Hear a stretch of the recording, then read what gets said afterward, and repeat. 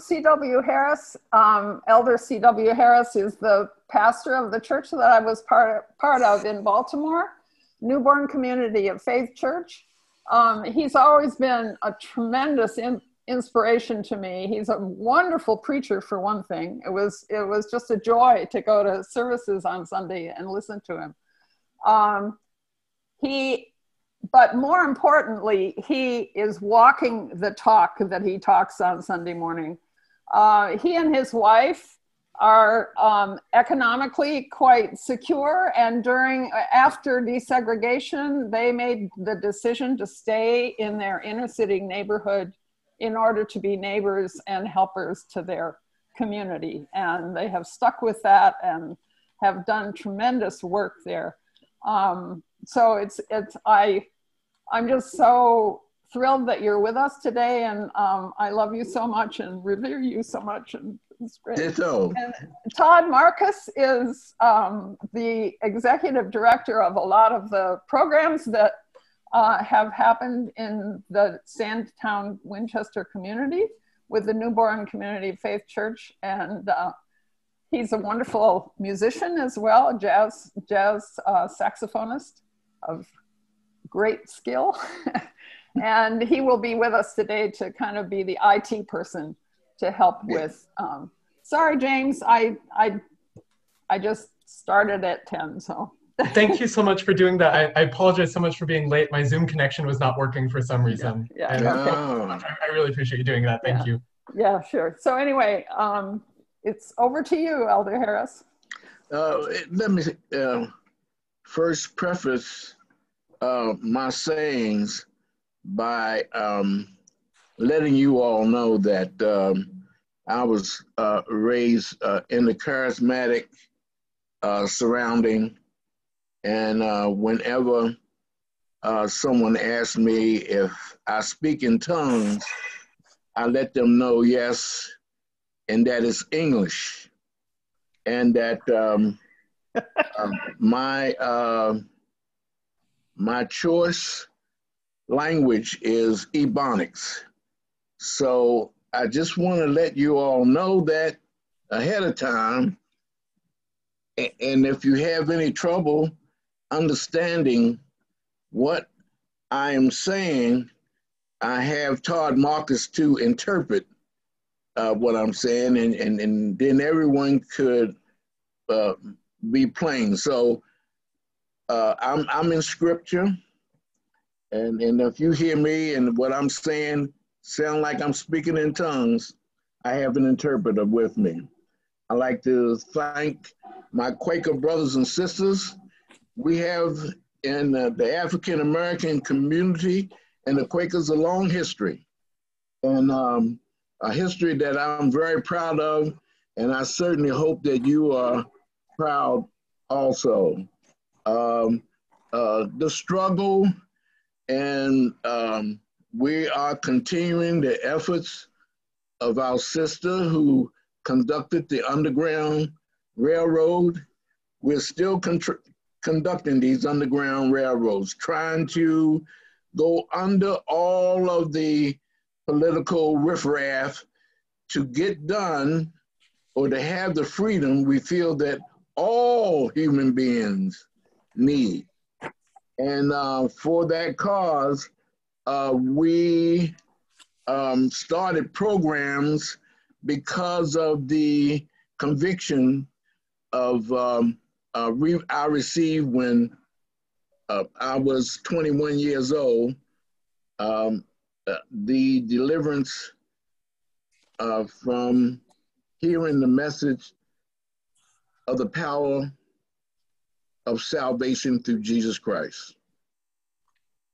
And it convicted me so that I was deeply moved to see the struggles of God's people, God's creation, that all of us was made a little lower than the angels.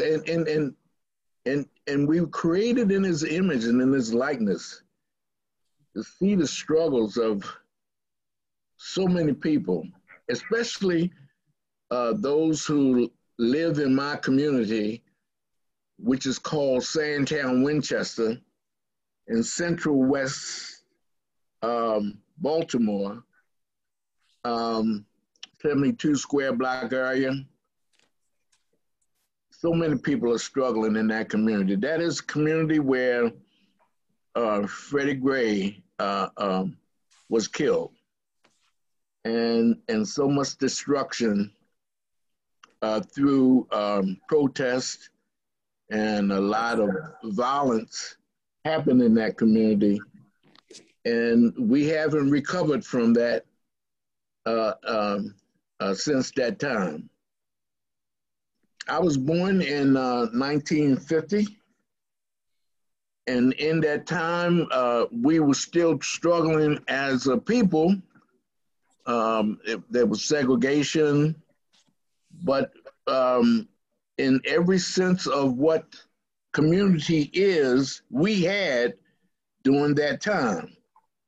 During that time, we could walk 3 doors down, and there's someone who was living in the house that was a doctor or a lawyer or a politician. Our Baltimore City is known for its marble steps, and every morning you could see people out cleaning that marble steps, and it would shine from blocks and blocks and blocks and blocks. We would walk to church. Our church were constructed so that we could walk to our place of worship. And so many things have changed down through the years. When integration happened in our community, a lot of the people that were our educators, were our lawyers, they left our community and moved out into the suburbs. They taught in institutions with people who didn't look like us, like Yale and Stanford and University of Michigan. They were able to go there because those institutions had to hire people who were what they call minorities.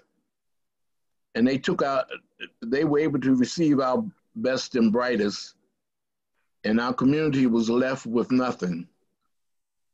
Those were our educators. Those were our people that we looked up to support us. We lost so many jobs, especially the main plant, the steel place. It's called Bethlehem Steel. That closed down. And when that happens, we didn't have any place to go to work.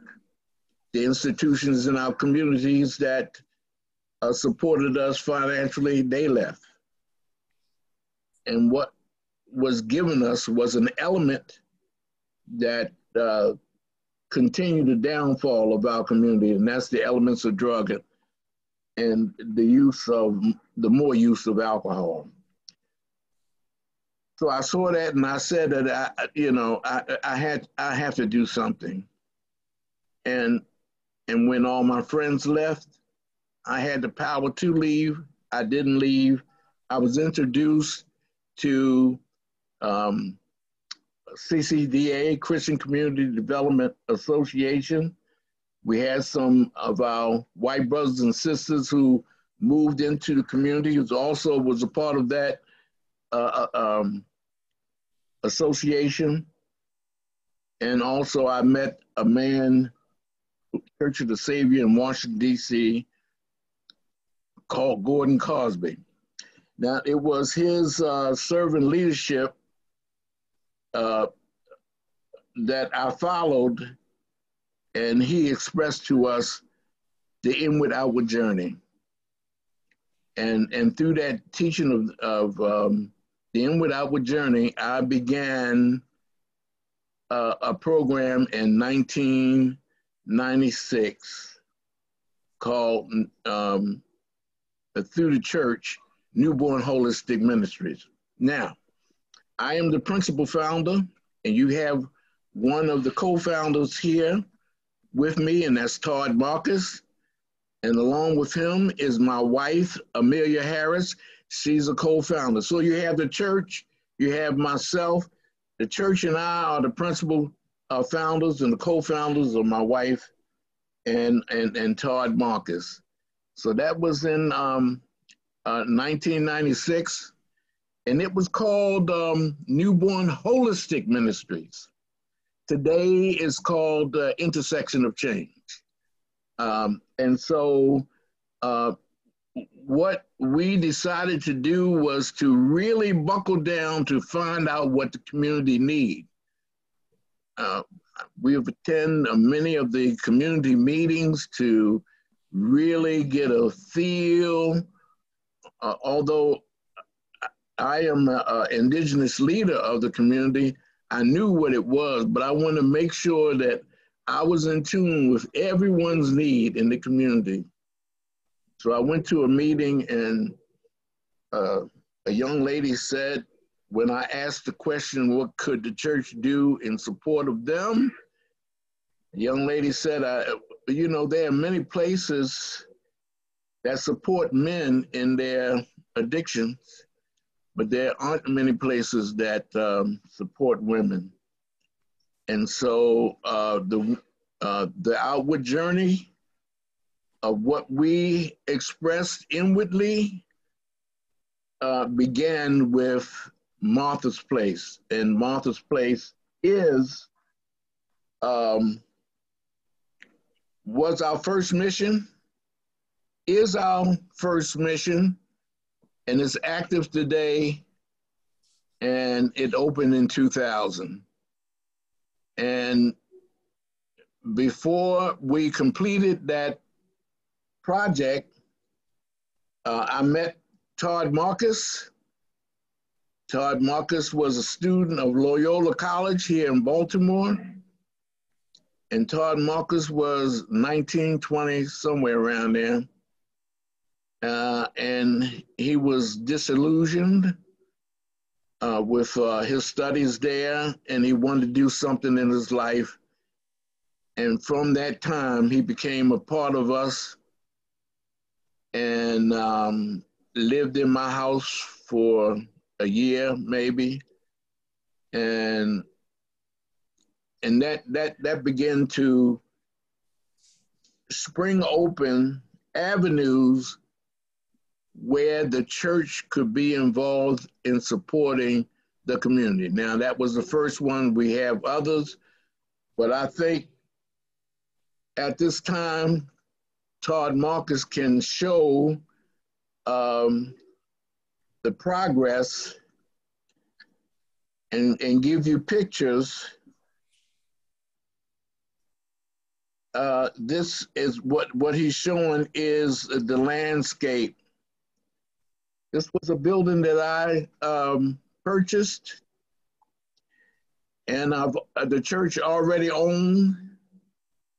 And this is the first building that we worked on. It was a house of ill repute, a house where the social sexual workers brought their johns in. And it was a house where they had a shooting gallery. So we cleared it out. We told them, come back later, and we'll have a place for you where you can stay and become free of your addictions through the help of prayer and those of us who were living demonstrators of God's love. So that's the before and after. That's the way that this area looked before. And to the right of the picture is the way that it looks now. We're able to accommodate how many people? 15 ladies at a time. 15 ladies in the program. 15 ladies in the program at a time. As you see on the left picture up top, you see all the junk in the. You had a shipping container back there, and we turned that, what you see on the left, to a beautiful garden with our first graduate, a mosaic on the side, and she stand tall with her arms raised and over the city of Baltimore, expressing to those who travel this main street in my community called Pennsylvania Avenue, saying to everyone to see it, I've conquered the city. I'm now a owner of my own business, and that's what she's showing. So she was our first graduate, and this is our contemplative garden for our young people, showing you the before and after. As we go down further, there's another part of our units for women who are suffering with the addiction of drugs and alcohol. Again, sexual social workers carry their johns in these buildings here. There were drug activities going in and out of these buildings, and we took over the building. As you see on the left, that's the way it looked before. And when you see on the right, that's where it looked after. On the side of the building that took us, I can't remember how many $1,000 for that architect to come. $3,000 was it? It's about $35,000 to do this project. $35,000. So that's the before and after. That's the way the wall looked before, and that's the way it looks after. If you would go back one more, Todd. If you look on the right-hand side of those buildings, all the way down to the far right, that's where Melissa lived. She lived in that house across the street, and we would always crash her house every now and then, and her and her husband. And that's where she lived, right where the pointer is. And we miss her. And then if you look at this video from 2007, there's Melissa. Yeah. Part of the dedication ceremony. And there's her husband. And we were dedicating this garden. It's called Choose Life Memorial Garden. And we have the names of those who have passed through the violence of, through the activities of drugs and alcohol. And we had all the folks come around and we called out the names. And that was a wonderful evening, wonderful evening. All right, you can go down there. So our church saw a building across the street, and we decided to, after we discussed what more we could do, to open up a place for the arts. The arts. And one of the most powerful outward journey that our church brought into being was Jubilee Arts. And it was formulated by Melissa Ruoff. And she started this wonderful organization, and she brought people in from all parts of the city of Baltimore and places outside of the city of Baltimore. And she had a wonderful relationship with the Maryland Institute of Art. And they are our partners today from what she began back when Melissa started the Jubilee Arts organization. So they are the before and after picture. It took about $1.1 million to get that building reconstructed, and it's there today. And it's a beautiful site for those who come into the community, and we're able to support young and old in that building. I would like to conclude my conversation at about 10:45, if y'all can keep the time for me, just in case y'all want to ask some questions and give y'all a chance to take a break before we go into service. Here's a fountain on the middle of, we call this the Diamond, in the middle of Pennsylvania Avenue.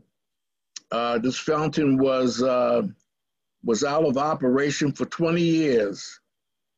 And we felt that we need to bring the beauty of it operating back into the community, that it would make a difference in showing the pride that the community should have. And so it is now working in operation through the fight from the church and IOC to get that back up in operation. We have mosaic around the a cylinder of this fountain that our young people did. Our young people are very instrumental in doing the art that you see down at the bottom. We're able to hire our young people in the community to do the arts in the community all around Baltimore City. And it's a paid position. It's usually done in the summertime, but the city have extended support for us and our young people through the winter also. So we have the Martha's Place, named after my mother. We have Jubilee Arts, which you're seeing. And now we're going to go to, as we go down, these are some of the residents and some of our kids that we teach in the arts. They're dancing. And now we're going to Strength to Love 2. Strength to Love 2 is an organization that supports returning citizens from incarceration.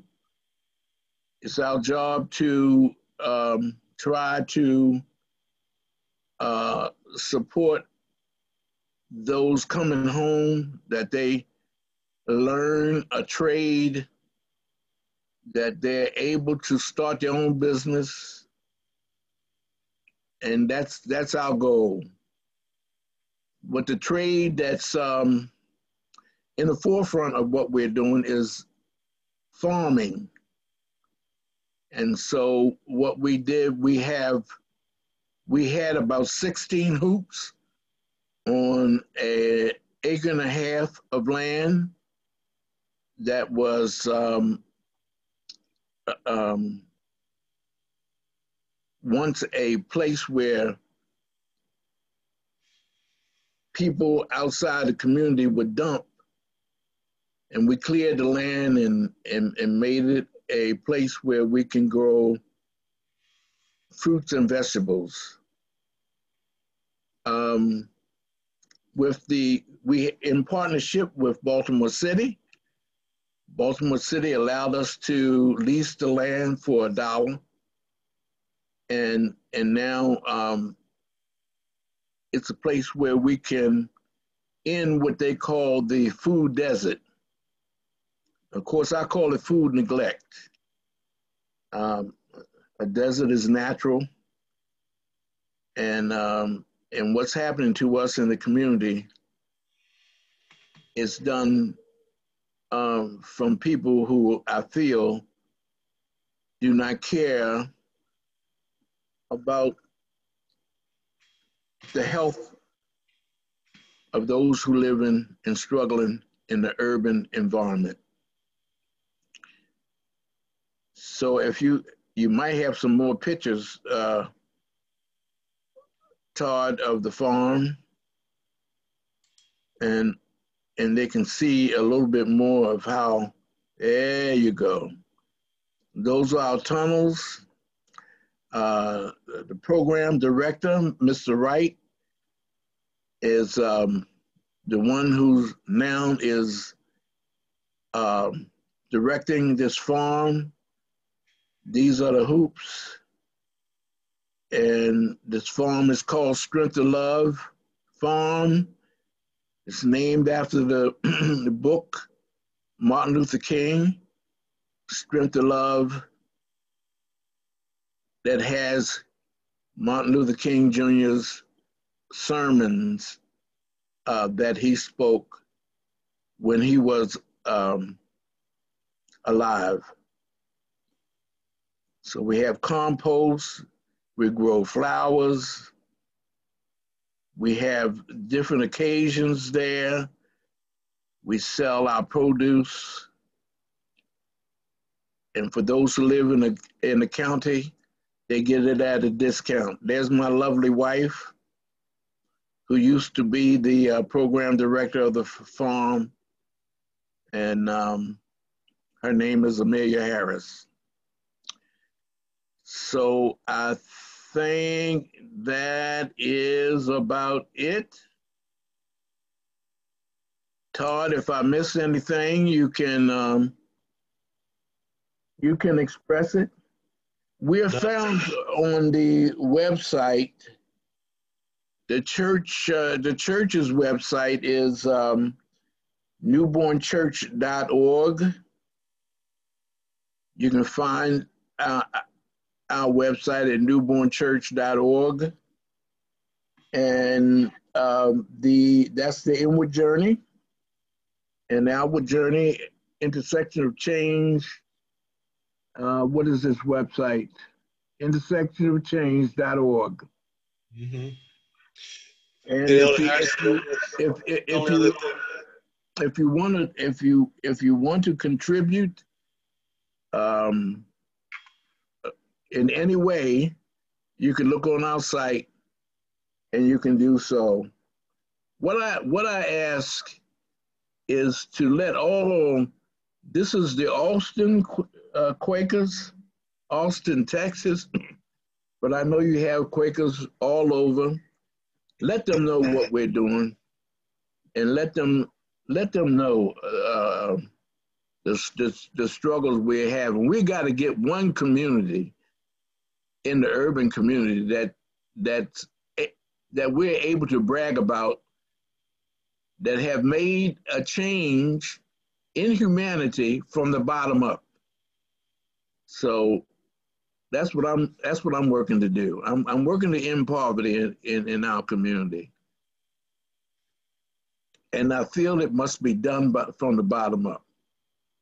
So that handsome man there, that's me without a beard and mustache, Elder Clyde. I'm the founder, co-founder, and we have here, these are the folks who are on staff, lovely people. How many staff members we have, brother? We're at about 22 people now, between our 22 people. And Todd is responsible to make sure all of them get paid. Isn't it wonderful? And these are the people who supports us in our community. Lovely people, lovely people. So that gives you a view of who our team is, who our staff are. I think Now, it's your Elder Harris. Can I ask a question? yeah, you have plenty of time now to ask questions, Um, and I can't wait to get in service. Mhm. um, what has Jubilee Arts been doing during the COVID time? Now, Todd can answer that. Thanks for that, Melissa. Jubilee Arts has had perhaps the biggest challenge and adjustment during the pandemic because all of our classes are typically held on site, as you know, and made possible.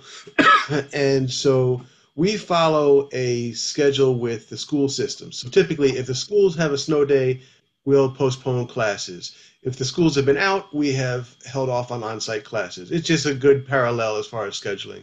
And so during this time, we, out of safety for people, have not had on-site classes. And so that has required us to transition everything to be remote. And that was a massive amount of work to train not only our staff, but a lot of our contracted teachers to be able to offer all of our classes remotely. It was a massive undertaking, but our team did a wonderful job. I was really proud of them that we heard feedback throughout the city, both city government and other agencies, that Jubilee Arts and our team were being seen as a leader in the accessibility of making that transition. So whether it's dance classes or drawing or the youth business classes, even our summer mural program operated remotely, where everything kits came to participants at home, they made them, then sent it out to the lead artists who then assembled that at kind of collage style on the massive walls. So they've been doing an amazing job. Of course, it's been exhausting and draining, but that's how Jubilee Arts has been doing during the pandemic. That's great. And are you still partnering with Baltimore Clayworks? No, that came to a close maybe 6, 7 years ago. There was a lot of change over there. Yeah, Um, and yeah. so during that, we didn't want to have disruption to the ceramics classes we were doing. So we just, contracted teachers directly. They have since kind of reconfigured, but there's not been a resumption of that partnership. But you're still doing the clay Oh, work. definitely. Yeah, yeah. And one of the things that's been really beautiful that stems from the ceramics is that our youth in business project, this is kind of a subset at Jubilee Arts where for our teenagers, which for years we had trouble getting them more engaged. We did great with our young kids, with our adults and our seniors, but we were having trouble with our teenagers. And really after the death of Freddie Gray, we said, okay, there's more demand and desire for entrepreneurship. And so the Youth in Business program was started under Jubilee Arts, where participants basically work on building business skills. So they discuss items to make, and that's been custom designed t-shirts, ceramic house number signs, jewelry, and then they design it, they source the materials, they create it, they market it, sell it, and then they share the profits. And typically that's about $40,000 a year that's shared amongst the 20 to 25 teenager participants. So the ceramic house number signs is a big part of that and a legacy of the ceramics engagement. Yeah, That's some of the great. kids, they when they sell their goods, they come out that they make more than their parents, and that's well, I'm happy. I'm sad and I'm happy. Mm-hmm. I'm happy that they're able to help their parents, but I want to help their parents so they can receive incomes that they can be proud and bring back the dignity that was once in our community. Now, today is Palm Sunday. Hosanna. We sing the song, Blessed Be the Rock of Our Salvation. Newborn is having their service this morning, even as I speak. And so we have the inward journey. What we do is We have small groups that are core group members who concentrate on supporting Martha's Place. Those are core group members that supports the farm, core group members. You remember we had core group members that supported you, Melissa, at Jubilee Arts. We have to get that back up together. So that's what we do. We come and we express our inner hurts and pains and joys together.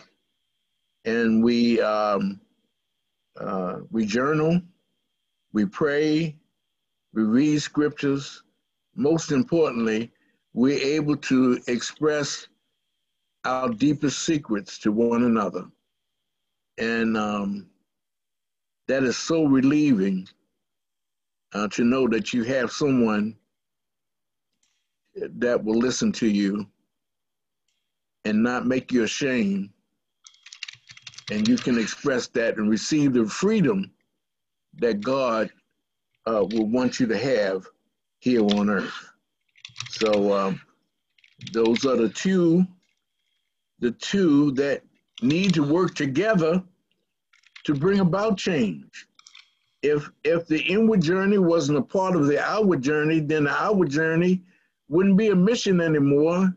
It would be a monster. And it wouldn't have any feeling, it wouldn't have any compassion. And the inward journey, without the outward journey, we would just be a leaf in the wind, because we have nothing to show to demonstrate what joy and peace and power we have as a deliverer, as a ambassador. So we have to show something, show our expression, and without it, we're nothing. Faith, as the Bible says, without works, is dead. So we would be dead people. But we're alive and well because we are showing the power of God and how it works through us, through these missions, and the world is able to see it. And I can express, believe me for my work's sake, as Jesus has said. If you don't believe me for our work's sake. So this is what we do. We talk the talk and we walk the walk, as it was expressed this morning. Yes, sir. Let's see. Is that Chip? Yes, I have a question. Thank you for what y'all are doing. First off, I have a question about Baltimore. I mean, one of the early things that occurred in Baltimore during the pandemic was the elimination of nonviolent prosecution for drug offenses or prostitution. Nonviolent violations no longer were prosecuted. How is that, or can you differentiate that from COVID? How has that impacted your ministries, if at all? Well, as far as the ministries are concerned, it's not affecting us because we have rules and regulations that people in our ministries have to abide by. So as far as the ministry is concerned, that's one thing.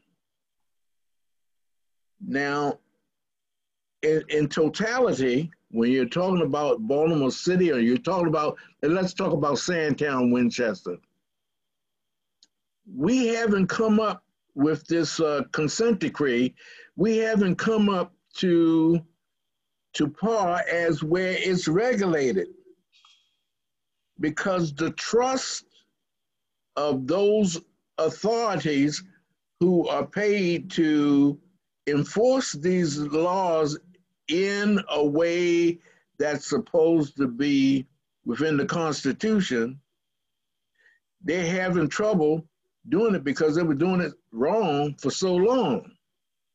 And so it haven't melded yet. It haven't grouped in with what's right about our Constitution.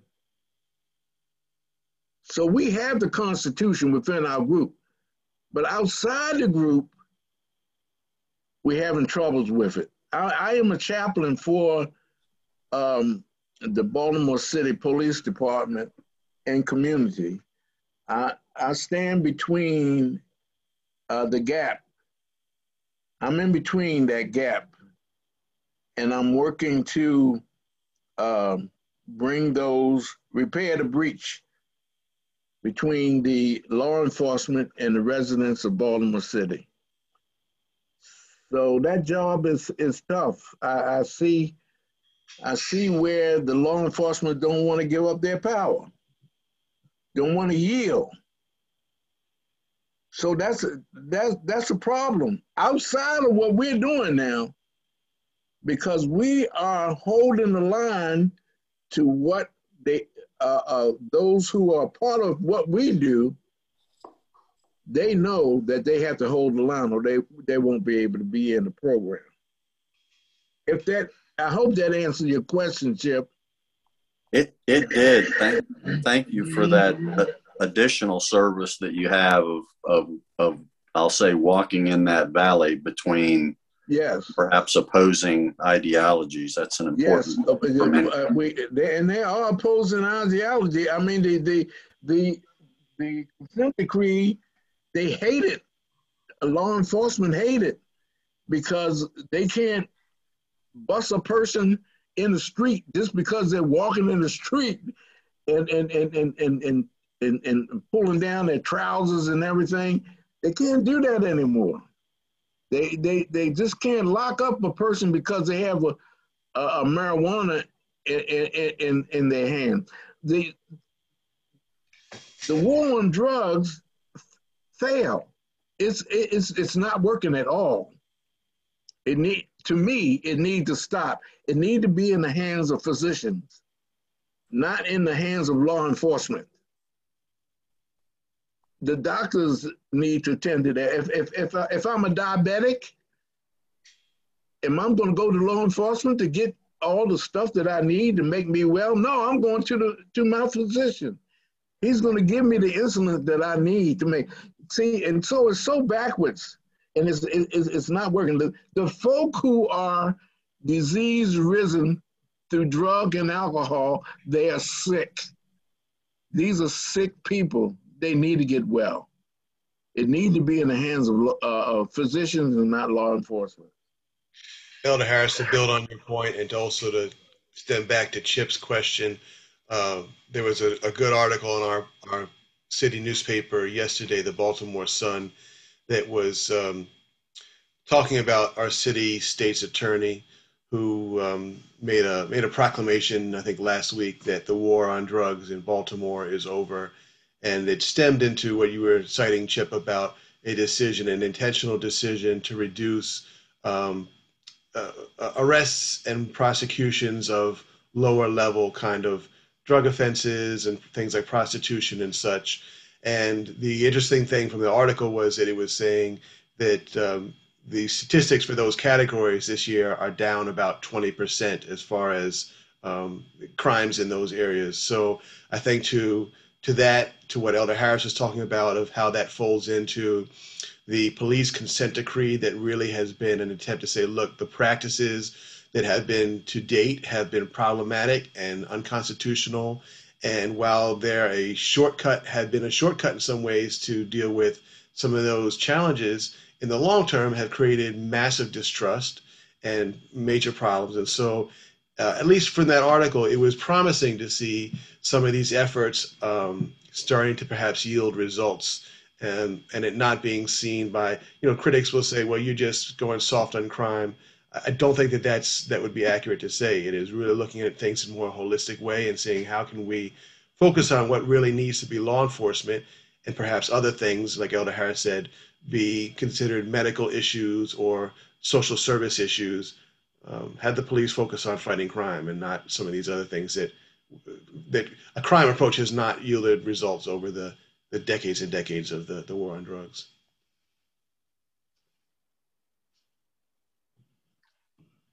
Any other questions?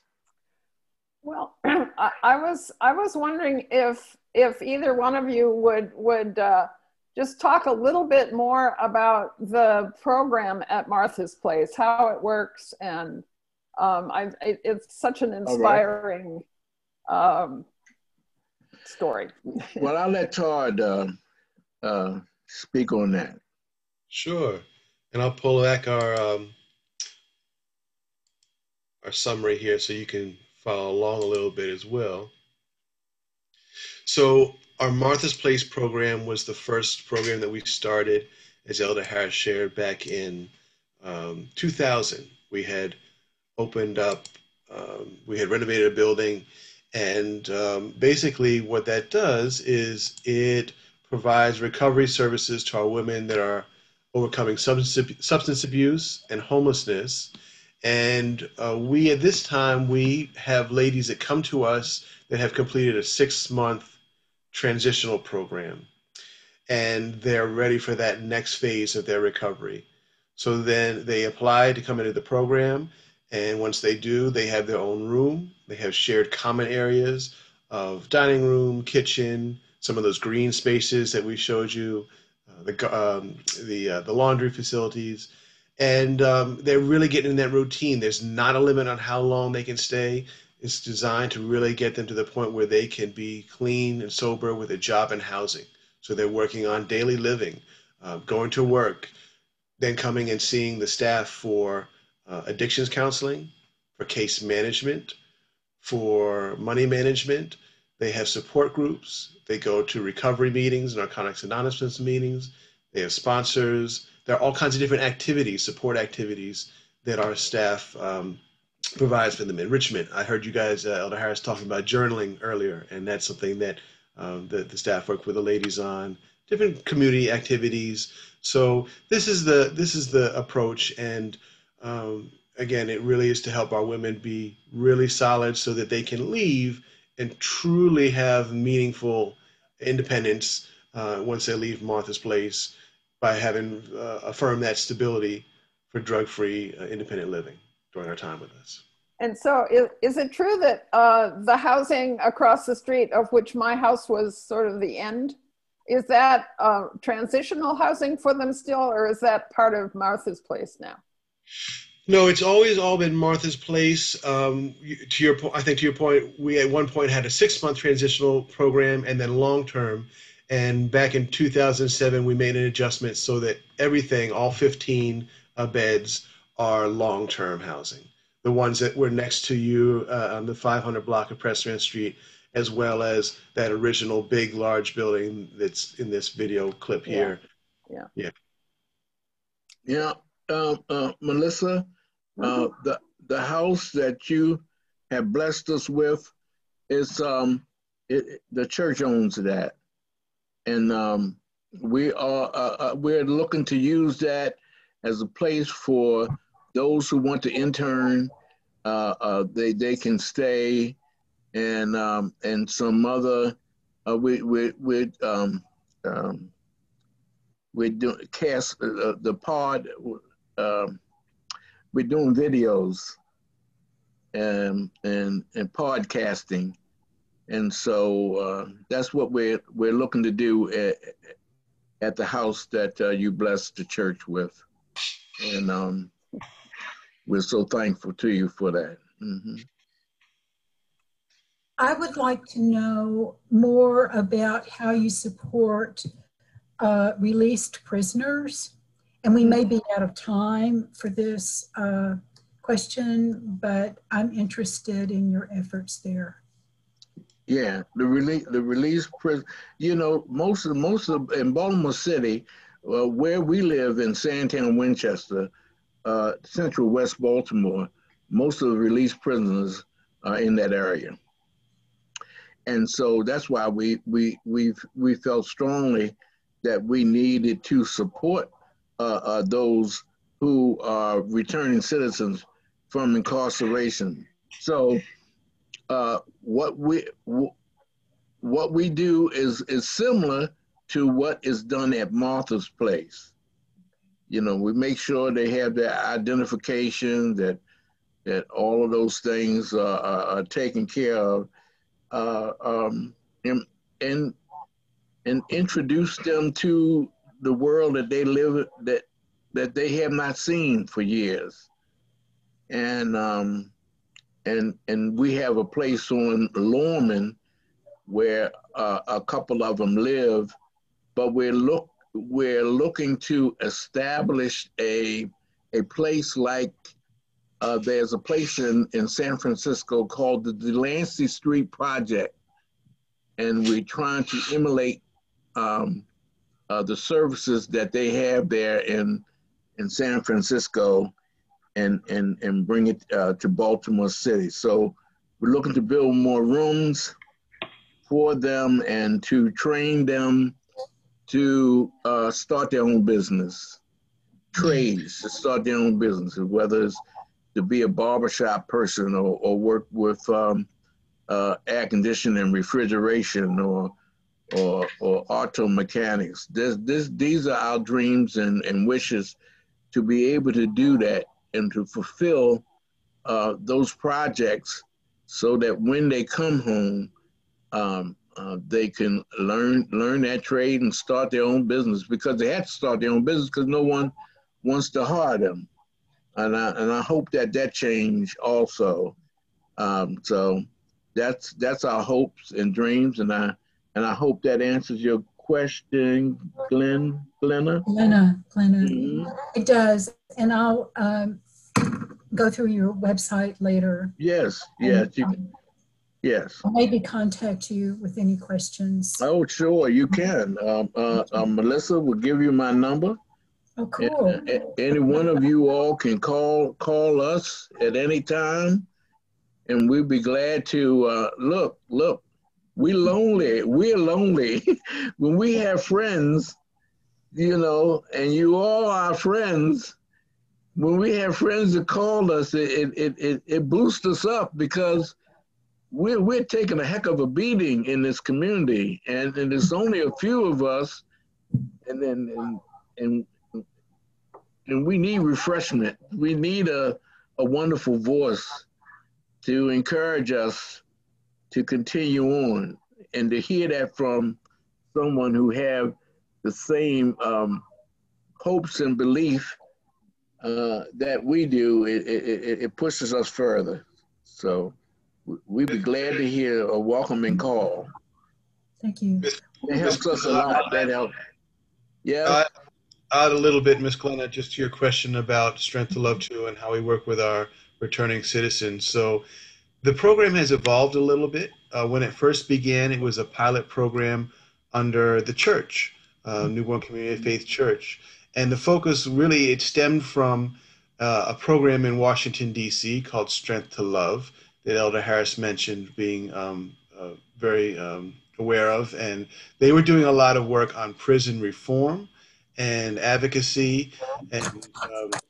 And so those were the earlier efforts with Strength to Love To, helping returning citizens with IDs, kind of support of connecting them to different services like housing. There are a few other organizations in Baltimore that are doing some of this. At a certain point, the program evolved a bit to include this farm, and as a means of offering employment to citizens coming back from incarceration. And that's something that we still certainly offer. We have some of our longtime staff with us that come out of incarceration and have worked at the farm, a few of them for a long period of time, others that have been with us a shorter period of time and then gone on to other opportunities. The other thing, though, more recently, and I have it up on the screen to highlight for you, is that we've added a workforce development component.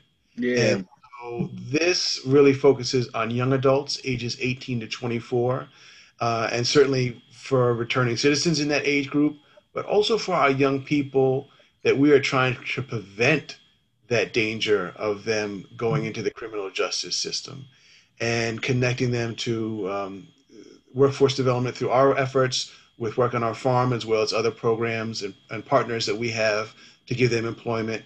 It includes all kinds of soft skills training as far as work, internships, all paid for them.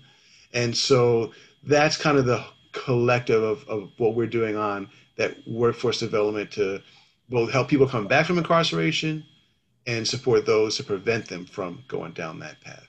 Todd and Elder Harris, I'm terribly sorry, but we need to stop now. Thank you so much. It's been wonderful to be with you this morning for me personally, and I hope you've enjoyed it. And of course, you're both welcome to stay with us for our meeting for worship, but we understand if you have other commitments, and thank you so much.